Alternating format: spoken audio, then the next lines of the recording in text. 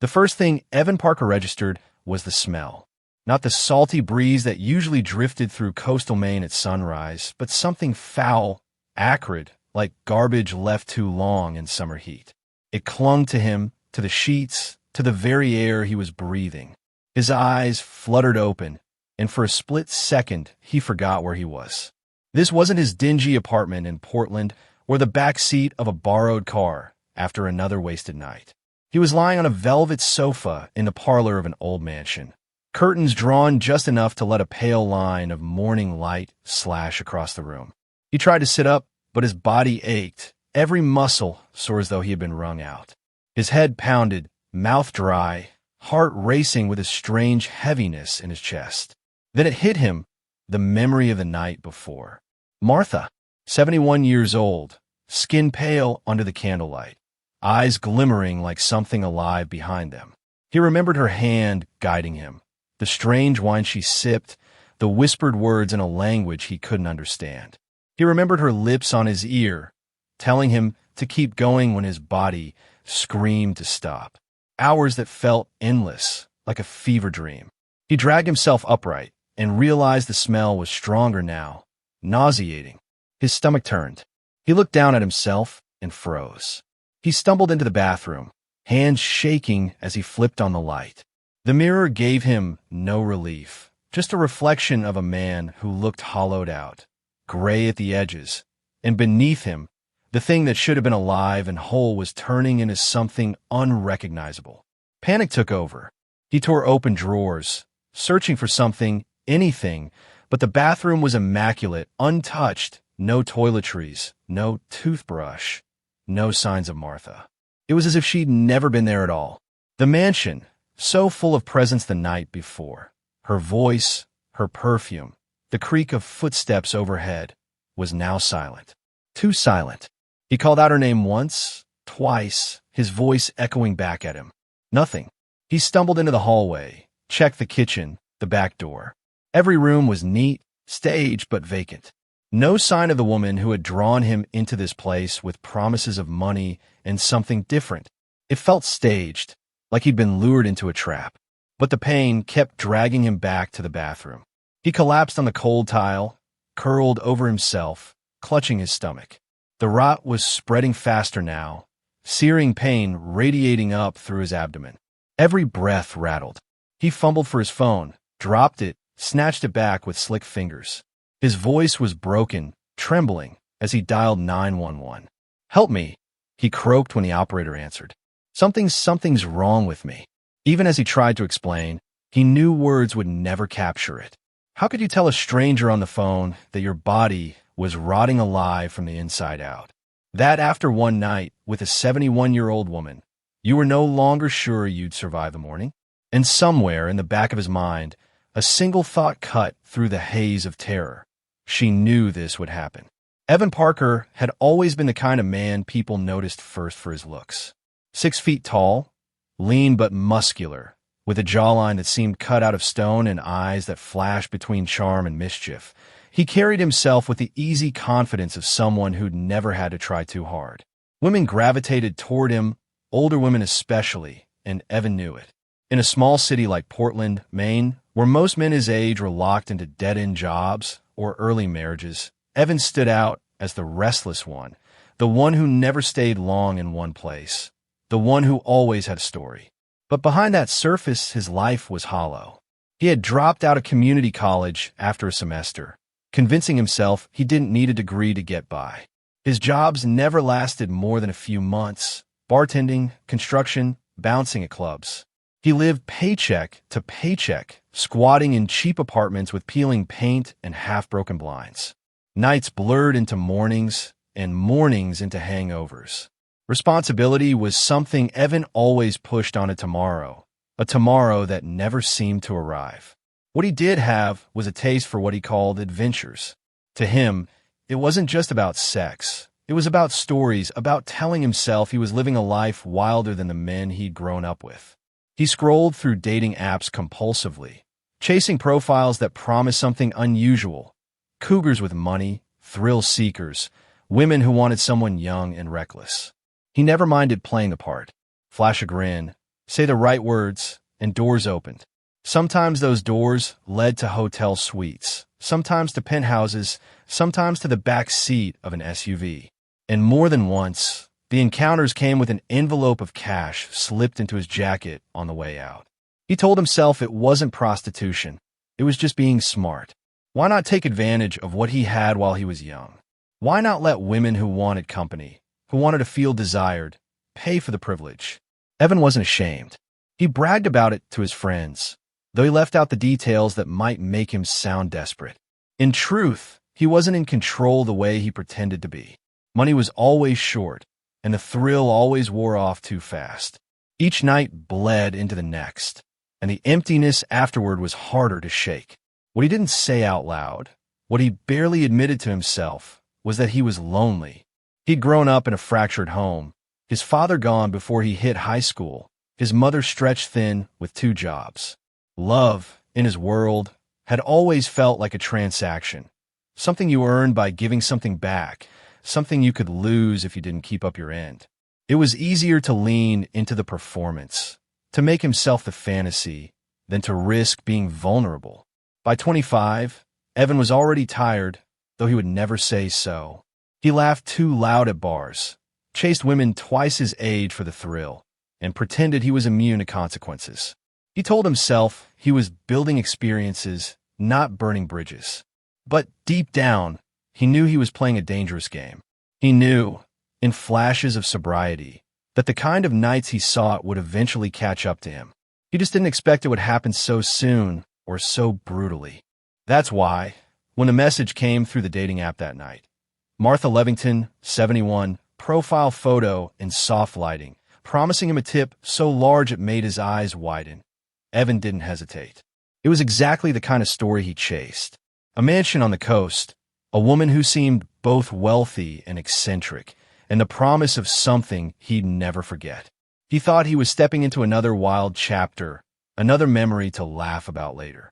He thought he was in control, the one holding the cards. He had no way of knowing that this time, he wasn't just walking into a stranger's bed. He was walking into something older, darker, and far beyond anything his reckless life had prepared him for. It started with a notification on his phone just after 9 on a Thursday night. Evan was sprawled across his couch, scrolling through profiles with the kind of detached boredom that came from doing it too often. Most of them blurred together, faces with heavy filters, bland bios, the occasional bot. He was half ready to toss the phone aside when her message appeared. The profile name was Martha, 71. No attempt to hide the age. Her photo wasn't like the others either. It wasn't a selfie taken in a bathroom mirror or a glamour shot from decades ago. It was a candid picture, grainy but strangely captivating. A woman with silver hair swept into a neat bun, standing in front of a stone fireplace, wearing a silk shawl that shimmered even in the poor lighting. Her eyes, sharp and piercing, seemed to look right through the screen at him. "Are you interested in a different kind of night?" the message read. Evan chuckled at first. He'd seen plenty of older women reach out on these apps, some timid, some bold. But something about this one felt composed. The kind of confidence that didn't ask, it expected. He tapped out a reply. "Depends what you mean by different." Her response came almost instantly. "I'll make it worth your while. $1,000 for the night. Cash. No questions asked. My home is by the coast. If you're brave enough, come." Evan sat up, suddenly wide awake. $1,000. That was more than he'd made in the past 3 weeks combined. Usually the women he saw slipped him a couple hundred, maybe covered dinner, maybe bought him a new pair of shoes. But this was serious money. Enough to pay his rent late, clear his credit card, and still have some left over for a weekend bender. There was hesitation, though, a small voice in the back of his mind. Why would a 71-year-old widow be willing to pay that much for one night with a stranger? Why him? But the voice was drowned out by greed and curiosity. He wanted the story as much as he wanted the money. Martha sent the address, a coastal road outside of Bar Harbor, Maine. A mansion perched on the edge of the cliffs. "Come after midnight," she added. "I prefer the night." The details made his stomach flutter. He'd been with older women before, but they lived in condos, retirement homes, hotel suites they booked under fake names. This was different. A private mansion. The ocean. Midnight. It sounded like something out of a Gothic novel, not real life. That same week, the local news had run a short segment featuring Detective Claire Holloway of the Maine State Police. She warned about a series of strange, unexplained deaths among young men in coastal towns, cases the public was quick to dismiss as drug overdoses or accidents. Evan had seen the clip on the bar's muted television, watching her serious face beneath the scrolling headlines. He remembered laughing it off, nudging the guy next to him. To him, it was just another scare story, nothing that had anything to do with him. Evan showered, shaved, and dressed with unusual care. He chose his best black shirt, tight enough to show his build, and cologne strong enough to leave a trail. He grabbed a pack of condoms from a drawer, slipped a flask of whiskey into his jacket pocket, and tried to shake off the unease that kept pricking the back of his neck. The drive was longer than he expected. The road narrowed as he approached the coast, lined with trees that blotted out the moonlight. When he finally saw the mansion, it was like stepping into another world. The house rose from the cliffs, all stone and shadow, with tall arched windows that glowed faintly from within. A wrought iron gate stood open, as if it had been waiting for him. He parked at the end of the gravel drive, the ocean roaring in the distance. The air smelled of salt and something else, old wood, damp earth, maybe even incense. He couldn't place it, but it lingered heavy in his chest. The front door opened before he could knock. Martha stood there in a long crimson robe, the fabric rich and heavy, cinched at the waist with a golden sash. Her skin was pale but smooth, her lips painted a deep shade of wine, and those eyes, sharp, unblinking, fixed on him with unnerving intensity. "You came," she said, her voice low, almost musical. Evan forced a grin. "You said you'd make it worth my while." Her smile curved slowly, as though she knew every thought running through his head. She stepped aside, gesturing him in. The foyer was vast, lined with oil paintings of faces he didn't recognize, their eyes seeming to follow him as he walked. Candles flickered on ornate tables, throwing shadows across the walls. The whole place smelled faintly sweet, like spices and something ancient. "Drink?" she asked, gliding toward a side table where a decanter of dark red liquid waited. She poured into crystal glasses, handing one to him. He sniffed it, expecting the sharp bite of wine, but it was different, earthier, richer, almost metallic. "What is this?" he asked. "An old recipe," Martha replied, taking a slow sip. "Keeps me young." Evan laughed awkwardly, tossing the liquid back in one swallow. The taste clung to his tongue, strange and bittersweet. Martha watched him, her expression unreadable, before leading him deeper into the house. Every step he took seemed heavier, every breath more labored, as though the walls themselves were pressing closer. Yet beneath it all, excitement surged. He was in. He was about to make $1,000 for doing what he did best. And maybe, just maybe, he would finally have a story too wild for even his friends to believe. What Evan didn't realize, as Martha closed the heavy oak doors behind him, was that the story had already begun.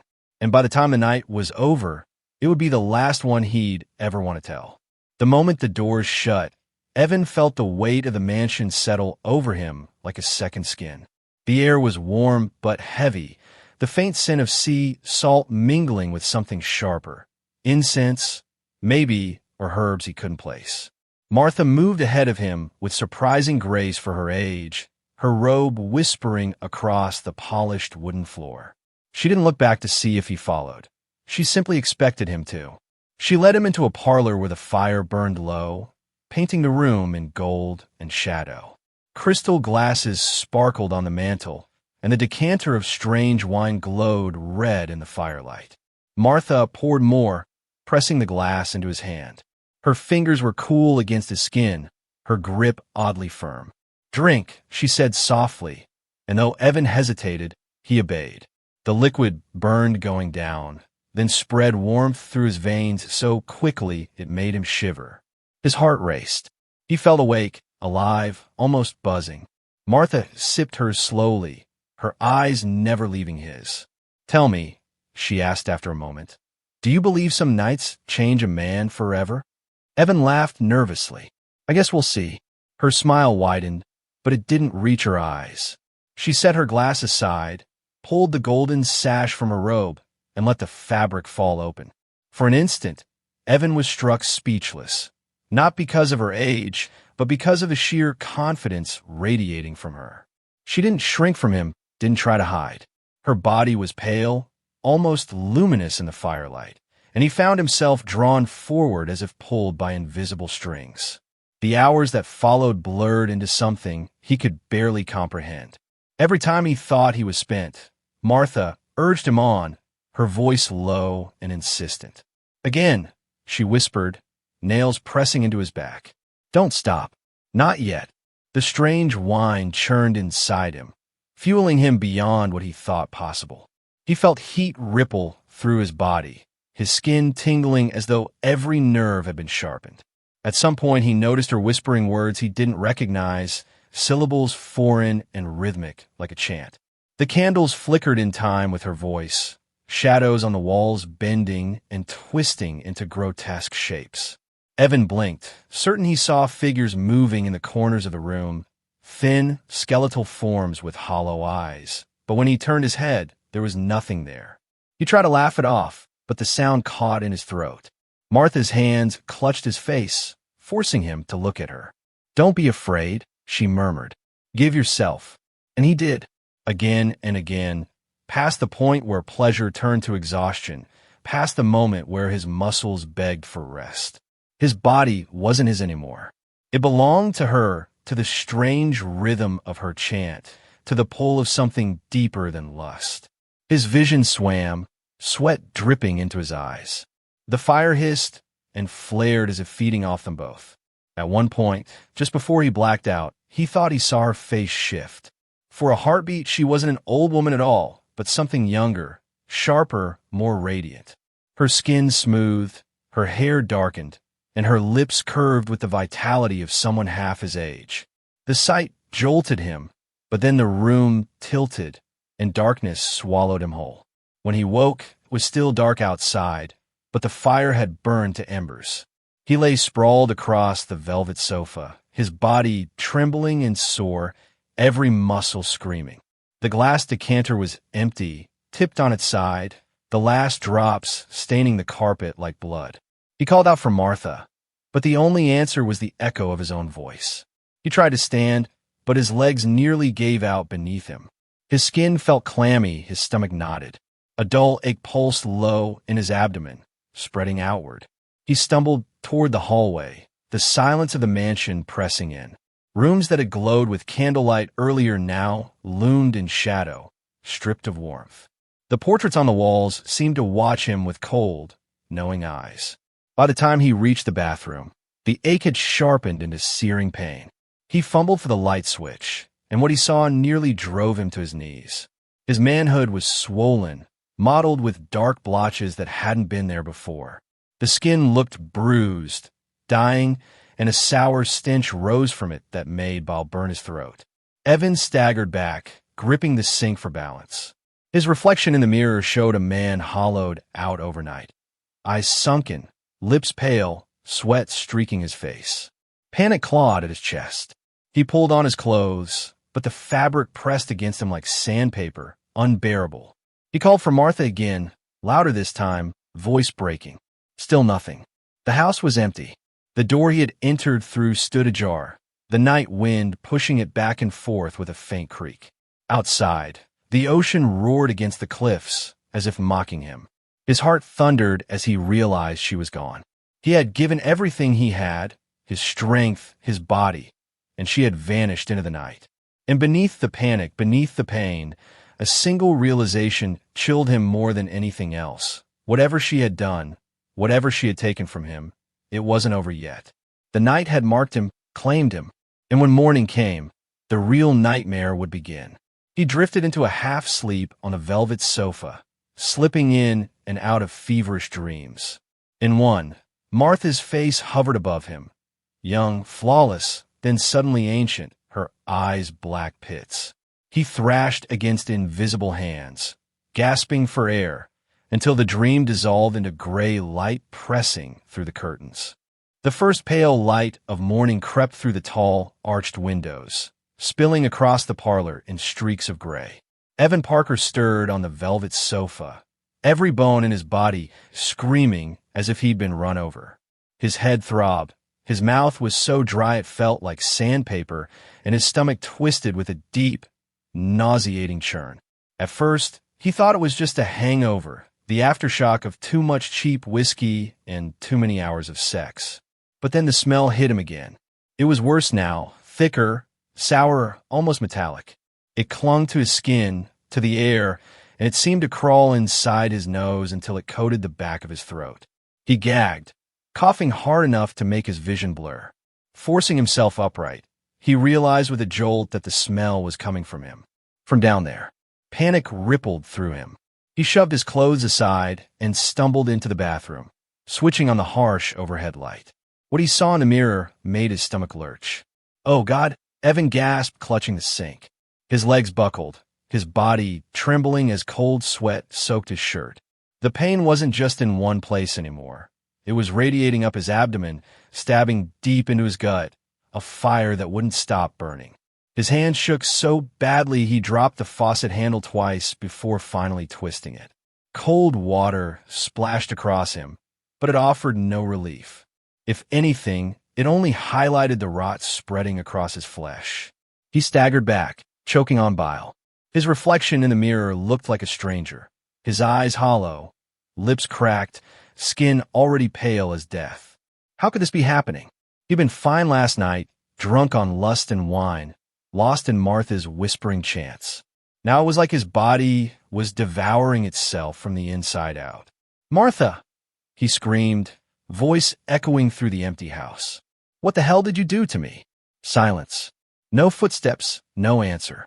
He stumbled down the hallway, flinging open doors. The mansion was deserted. The bed where she'd lain beneath him hours ago was perfectly made, the sheets smooth and untouched, as though no one had ever slept there. Her robe was gone. Her perfume, sweet and heavy, clinging to his skin all night, had vanished. It was as if she had never existed at all. His panic sharpened into terror. He needed help. His phone. Where was his phone? He tore through the parlor, patting down his pockets until his fingers closed around the cracked device. He fumbled with it, nearly dropping it as he dialed 911. When the dispatcher answered, his voice was frantic, broken. Please, you have to send someone. Something's wrong with me. I don't know what she did." He gagged as another wave of stench rolled over him, words dissolving into sobs. "Sir, slow down," the calm voice on the other end instructed. "Where are you located?" He gave the address, his breath ragged. It's dying. My body, it's rotting. Oh God, please hurry. An ambulance is on the way. Stay on the line with me." But staying conscious was a battle. His vision swam, colors melting at the edges, his limbs turning numb. He collapsed onto the marble floor of the foyer, clutching his stomach. Every nerve screamed as if acid were coursing through his veins. He clawed at the tiles, trying to pull himself toward the door, toward daylight, but his strength faltered. Minutes stretched into eternities until finally he heard it, the faint wail of sirens, growing louder. Relief surged through him, though it was dim, distant, as though he were already half gone. By the time paramedics burst through the door, he was curled in a pool of sweat, his pants soaked through with a foul discharge, the smell so overpowering one EMT gagged and turned away. "Jesus Christ," another whispered, crouching beside him. What the hell happened to this guy?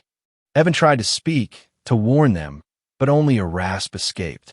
The words that formed in his mind, "She did this, the old woman Martha," died on his tongue. They strapped him to a gurney, rushing him out into the dawn light, the ocean wind cutting across his face. For the first time in years, he felt fear deeper than anything he had ever known. Not the fear of dying, but the fear that whatever had started inside him wouldn't stop. At the hospital, doctors swarmed, masks pressed tight to their faces. Tests were ordered, blood drawn, scans performed. But nothing made sense. No STD, no common infection, no poison they could trace. His tissues were necrotizing at a rate no medical chart could explain. It was as if death itself had been planted inside him, blooming like some unholy seed. And as Evan drifted in and out of consciousness, one thought haunted him more than the pain, more than the machines beeping frantically at his side. Martha had known. She had planned this. He had been chosen, not as a lover, not even as a man, but as a sacrifice. Detective Claire Halloway had seen plenty in her 20 years with the Maine State Police. Murders, suicides, overdose scenes that left her sleepless for weeks. But nothing prepared her for what she walked into that morning. The call had come in just after dawn. A young man, mid-20s, picked up at a coastal mansion, suffering from what EMTs described as rapid tissue necrosis. She'd expected another drug overdose, maybe some New Street poison tearing its way through the bloodstream of a reckless kid. But when she stepped into the ER at Bar Harbor General and caught the sour, gagging stench hanging around room 12, she realized this was something else entirely. The nurses tried to keep her back, but Claire insisted. On the gurney lay Evan Parker, his face pale and clammy, lips cracked, eyes rolling with fever. He was awake, but barely. His lower body was draped in sheets, but the brownish stains seeping through were impossible to ignore.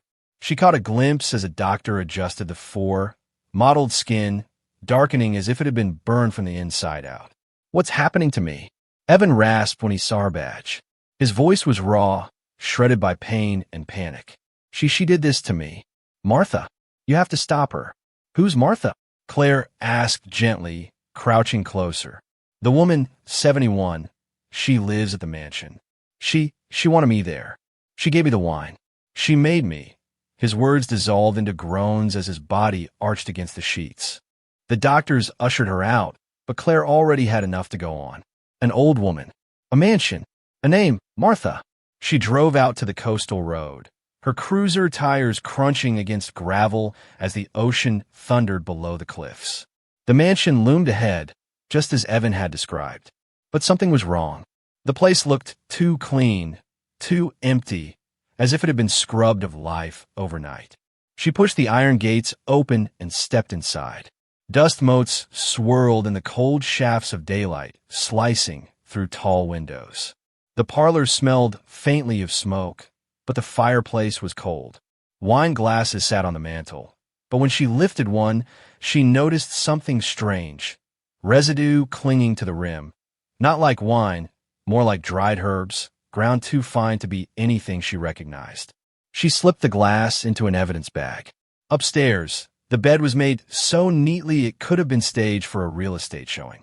No personal belongings. No clothes in the closets. No family photos. Not even a toothbrush in the bathroom. Whoever Martha Levington was, she had erased herself before vanishing. The neighbors weren't much help either. One couple, the Dawsons, told Claire they'd seen men come and go over the past few months. Young men, never the same twice. Some didn't even bring cars. They were dropped off, then never seen again. Another neighbor, an old fisherman, swore he'd heard strange chanting on windy nights, drifting across the cliffs like the echo of a church service gone wrong. Back at headquarters, Claire ran Martha's name through every database she had. Nothing came up. No driver's license in Maine. No social security number. No property records tied to the mansion. It was as if Martha Levington was a ghost, a name plucked from thin air. But she wasn't the first. A deeper dive into cold case files uncovered something chilling. Over the past 15 years, 3 men, ages ranging from late 20s to early 40s, had turned up dead under circumstances disturbingly similar to Evan's condition. Each had been found in various coastal towns along New England. The cause of death was always vague, written off as unknown infection or sudden necrosis, with no traceable bacteria or virus. And in each case, there had been whispers of a woman. An older woman, elegant, silver-haired, last seen in their company. Claire pinned their photos to the board. Michael Hansen, found in Rockport in 2010. Daniel Cross, dead in Portsmouth in 2014. Adrian Vega, discovered in Newport in 2019. All 3 men had been young, healthy, and dead within days of meeting the mysterious woman. Now, Evan Parker was fighting for his life, and he might be the only one still breathing to tell the story.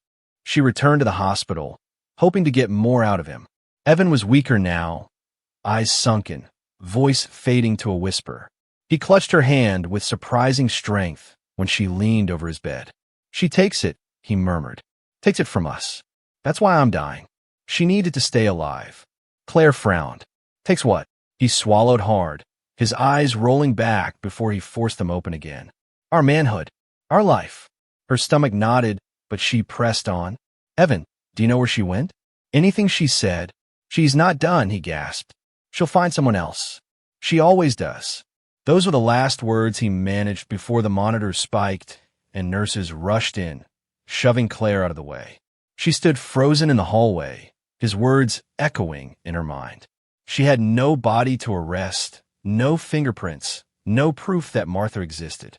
But she had something far worse, a trail of young men wasting away, and an old woman who seemed to vanish like smoke every time the law closed in.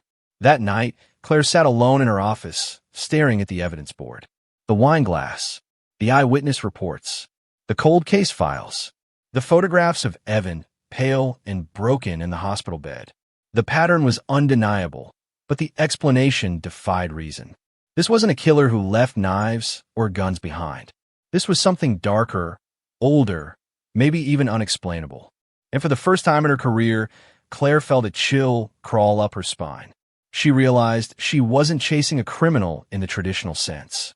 She was chasing a legend, one that left bodies behind, hollowed out and broken, while she walked away untouched. Evan Parker might not live long enough to see justice. And if Martha Levington had already disappeared into the night, then somewhere out there, another young man was already on her list. Detective Claire Halloway knew she was out of her depth the moment the lab reports came back. The residue inside the wine glass from Martha's parlor wasn't ordinary.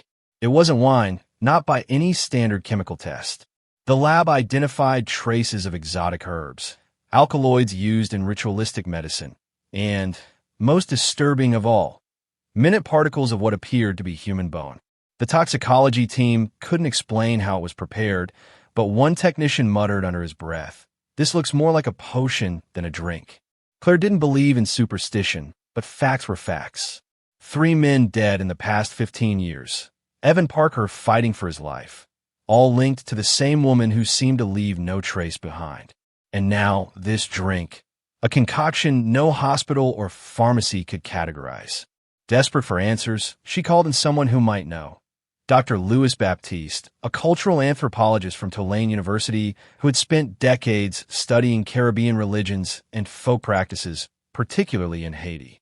When Claire slid the file across the table, Baptiste's face paled as he read. "Bacher," he whispered. Claire frowned. What the hell is a Bacher? He leaned back, folding his hands. In Haitian Vodou, a Bacher is a sorcerer, not a priest of the spirits, but someone who serves both light and dark. They're feared for their ability to command the dead, to bind souls, to make zombies, not the movie kind, but real people trapped between life and death. They use powders, potions, rituals that blend herbs, poisons, and fragments of the dead. What you found here, bone dust, strange herbs, it's classic Bacher work. Claire felt her skin prickle. "You're telling me this woman poisoned him with some voodoo spell?" Baptiste shook his head firmly. "Not poison. A ritual. Bachers believe life force, what they call Taib or Gros Bon Ange, can be stolen. Sometimes through food, sometimes through sex. The victim's essence is taken, their body begins to decay, while the Bacher feeds on that stolen vitality. It keeps them young, strong, alive when they should be withering." The words hung in the air like smoke. Claire remembered Evan's voice, broken and fevered. "She takes it from us. Our manhood. Our life." Suddenly, it didn't sound like delirium anymore. She pressed. "So, Martha, she's been using this ritual on men for years." Baptiste nodded grimly. It would explain the pattern. 3 dead men already. And now this boy, Evan. If she follows the old ways, the act has to be repeated. 1 man every few years, sometimes every decade, depending on how long she wishes to extend her life. Each victim buys her time. Claire felt a chill crawl down her arms. But why target young men? Because their life force is stronger, Baptiste replied without hesitation. Their virility, their their fertility, their youth. She doesn't want their bodies. She wants what makes them men. It's a grotesque form of alchemy. The detective rubbed her temples. This wasn't the kind of explanation she could take into a courtroom. Juries didn't convict on folktales and curses. But the evidence, the glass, the missing woman, the history, lined up too perfectly to ignore. Martha wasn't just a wealthy recluse with a taste for young companions. She was something far older, far darker, and far more deliberate. Baptiste leaned forward, lowering his voice. Detective, you need to understand. If she truly is practicing as a Bacher, she won't stop until she's caught. And even then, you may never truly destroy her. These people, they don't just walk away. They vanish into the shadows, into new names, new faces. She may already be somewhere else, waiting for the next man foolish enough to follow her. Claire thought of Evan again, lying in the hospital bed, his body rotting from the inside while doctors scrambled helplessly. He was the only one who had lived long enough to describe what happened. But without Martha, all Claire had were whispers of chance, shadows and candlelight, and a trail of young men who would never get to grow old. That night, she stood in front of the mansion again. The ocean crashed against the cliffs, the wind whipping through the iron gates. She stared at the dark windows, thinking about the neighbors' stories, the chanting, the strange men who never returned. She imagined Martha inside, her silver hair glinting in candlelight, her lips whispering the same words she'd whispered into Evan's ear. A predator cloaked in wealth and age, hiding behind a mask of fragility. Claire lit a cigarette, something she hadn't done in years, and exhaled into the cold air. She couldn't prove the supernatural, not in any official sense. But she knew what she was chasing now. And somewhere out there, a 71-year-old widow was walking free, carrying with her the stolen youth of every man she had touched. And the worst part? If Baptiste was right, then Martha Levington was not 71 at all. She might be far, far older. Evan Parker had never been the kind of man who sat still. But now, strapped to a hospital bed with monitors beeping around him and tubes running into his veins, stillness was all he had left. The rot had taken everything from the waist down. Surgeons had amputated in a desperate attempt to stop the spread, but even that hadn't worked completely. His body continued to betray him, skin pale and clammy, eyes sunken into dark hollows. He was 25 years old, and yet when nurses glanced at him, they looked as though they were staring at a dying old man. But Evan was still alive, and that made him dangerous. Detective Claire Halloway sat across from him in the dim hospital room, a recorder on the table between them. She leaned forward, voice soft but steady. Evan, I need you to tell me again. From the beginning. Who was she? What did she do to you? His lips cracked when he spoke, voice raw. Martha. She said her name was Martha Levington. 71. Lived in that big house by the cliffs. She gave me wine, red, thicker than any wine I've had.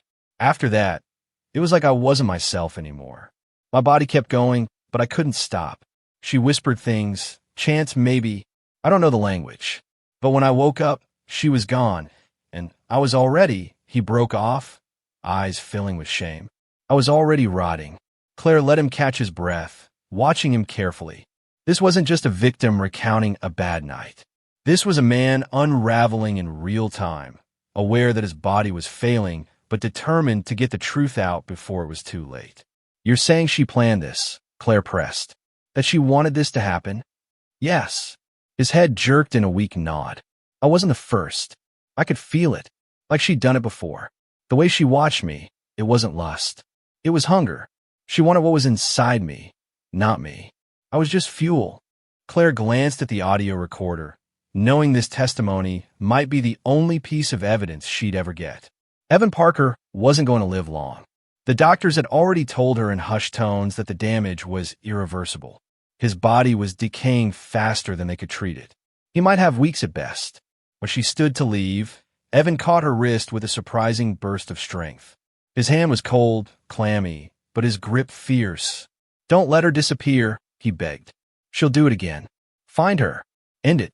Promise me. Claire swallowed hard, nodding. I promise. But the truth was, promises didn't catch ghosts. Over the next few days, Evan's condition worsened. News of his case leaked to the press, and soon headlines screamed of the Black Widow of Bar Harbor. Reporters swarmed outside the hospital, speculating about sex cults, exotic poisons, even bioterrorism. But behind the sensationalism was a chilling fact. Evan was the only man who had survived an encounter with Martha Levington long enough to speak. His words carried weight, even as his body failed. Doctors filmed portions of his treatment, hoping to study the phenomenon later. Every frame was a horror show, tissue turning necrotic in real time, flesh darkening as though burned from the inside, the stench so strong that hazmat teams had to rotate shifts. Medical science couldn't explain it, but Evan's quiet, raspy words to Claire gave it context. A woman who had lived too long, feeding off men's vitality like a parasite. One night, Claire returned to the hospital after hours. She found Evan awake, staring out the window at the dark sea beyond the cliffs. "I keep seeing her," he whispered without turning his head. "In the glass. In my dreams. She's younger every time. Stronger. Like she took something from me and wore it." Claire's skin prickled, but she didn't flinch. "She's just a woman, Evan. We'll catch her." He shook his head, eyes glassy with tears. "No, she's not just a woman. She's something else. And she's still out there." 2 days later, Evan slipped into a coma. Machines kept his body alive, but his mind was gone. Claire visited one last time, standing at his bedside, listening to the faint hiss of the ventilator. She remembered his final plea, "Don't let her disappear." But Martha had already vanished. The mansion was empty. Her bank accounts, if they ever existed, were gone. The neighbors claimed they'd never seen her leave, but also never saw her again. It was as if she had dissolved into the fog that clung to the cliffs at night. And Evan Parker, the only man to survive her ritual, was now just a hollow shell, living proof of a horror no court would ever accept. His body would die, but his testimony remained. His words were the only weapon left against the woman who had taken everything from him. Claire walked out of the hospital that night with a pit in her stomach. She had solved murders before, put killers behind bars, brought closure to families. But this wasn't closure. This was a door left wide open, the monster walking free. And somewhere, under the cover of darkness, Martha Levington was smiling, her skin smoother, her body stronger, her hunger far from sated. The ocean was black that night, the waves crashing against the cliffs with a fury that seemed older than time itself. Detective Claire Halloway stood by the rusted gates of the mansion one last time, the wind whipping her coat around her legs. The house was silent now, its windows dark, its walls already beginning to peel in the salt air. Officially, it was condemned, another relic of Maine's fading wealth. But to Claire, it was something else entirely, a crime scene without a body, a stage where the killer had taken her final bow before vanishing into the fog. Back in Bar Harbor, people whispered. They whispered in diners, on fishing boats, in church pews. Some swore they'd seen an old woman boarding a bus south, her silver hair tucked under a scarf. Others claimed she was spotted in New Orleans, buying herbs at a market where the air smelled of rum and smoke. A bartender in Salem told reporters about a woman who tipped him $100 just for pouring a glass of red wine. Every story ended the same way, with a young man who disappeared soon after. Evan Parker never woke from his coma. His body finally gave up in the early hours of a Sunday morning, the machines flatlining while the nurses stood helpless. He was buried quietly by his estranged mother, a handful of people at the graveside, no flowers except the one she carried herself. The papers wrote about him as another victim of excess, a cautionary tale about chasing money and thrill. Only Claire knew the truth, that Evan hadn't died of recklessness, but of being chosen. She kept his recording locked away, his voice hoarse but clear. She takes it from us. Our manhood, our life. It played in her head at night, when she couldn't sleep, when the sea breeze carried strange whispers through her open window. She knew the case would never close. You couldn't close a case on something that didn't officially exist. Weeks later, a package arrived at the station. No return address, just her name written in looping script.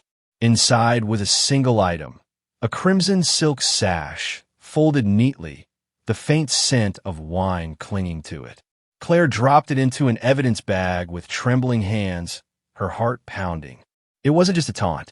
It was a promise. Because Martha Levington, or whatever her real name had been, wasn't finished. She had shed this town like a snake sheds its skin. And somewhere in another city, another mansion, another rented hotel suite, she was already preparing. Another young man would see her photo, feel the lure of easy money, tell himself it was just one night. And by morning, his body too would begin to rot from the inside out, while she walked away younger, stronger, unstoppable. Claire stood again by the cliffs weeks later, staring at the waves. She had sworn to Evan she'd stop Martha. But how did you hunt a ghost? How did you catch a predator who didn't just kill, but erased herself with every strike? The only answer was in the wind, in the salt spray, in the silence of the abandoned mansion. You didn't. You waited. You watched. And you prayed you weren't the next one she chose. Because the legend of the Black Widow of Maine was no longer just a case file. It was a living curse. And it was still out there, searching for another victim to keep her alive. And maybe, just maybe, tonight would be the night she found him.